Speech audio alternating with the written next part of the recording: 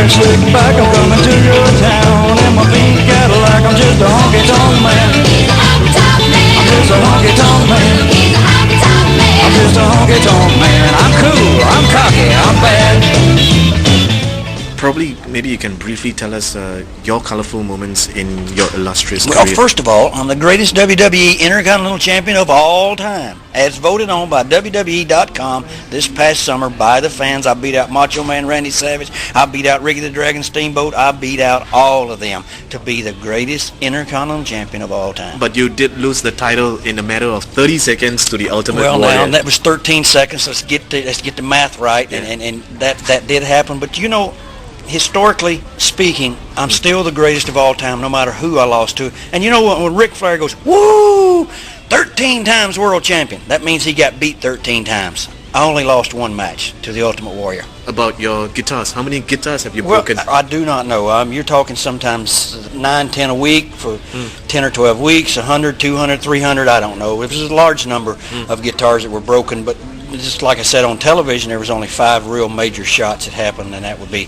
Beefcake and Snuka and Bret Hart and the Ultimate Warrior and Macho Man Randy Savage. Yeah. Other than that, you know, the highlight of my career, of course, was getting a chance to take the Intercontinental Championship from Ricky the Dragon Steamboat, who he thought, now he says the match, he felt like it was no good. And I don't know what he felt. I guess he felt like he should go home and spend time with his wife and kids and then keep the belt up on the mantle somewhere. But when I had the opportunity and an opportunity came, I snuck a quick fall on him, and for 15 months I became the Intercontinental Champion. Which was your best match throughout? Well, I always like to say the ones I made the most money with, would be the Hogan matches, simply because I do this for a living. It's a profession for me, and every time I wrestled Hogan, I made $10,000, $12,000, $15,000 for a match, as opposed to wrestling Savage and making $3,000 or $4,000 a match. But I had the most money and the best matches probably with Macho Man Randy Savage, because those matches went on for about 10 or 12 months. What's your take on the WWE's dominance of the circuit today? Because there doesn't seem to be any organization that can rival it. It's actually hurting them. It's hurting them not so much in the European market right now. It eventually will hurt them. In the States, they're dying a slow, horrible death with gate receipts and the very, very bad numbers. They've gotten away from the basics of good guy versus bad guy. Yeah. People need to cheer for someone. People need to boo at someone. And I think they have, I'm not being sexist or anything, but I think they have way too many ladies on TV every week. What about the storylines? Because the storylines have gone from The storylines really bizarre. have gone from really bizarre to really sadistic nonsense to racist, sexist, and you know, there's always a point in wrestling where you can use social events for a storyline, but you still have to have the good versus the evil.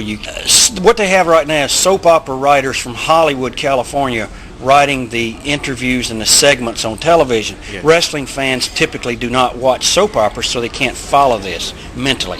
One burning question today is a lot of the old-timers, the big names like Ravishing Rick Rude, Mr. Perfect, The British death. Bulldog. It's Yes, death. yes. It's death. It's, I was talking last night, how many football, basketball, baseball, soccer players, do you hear about it dying at age 40, 42, 45 of just heart failure? I don't know what it is. And you know what? It was the group of guys that I was with during the late 80s and the early 90s, the Rick Rudes, like you said, the Mr. Perfects, the Hercules.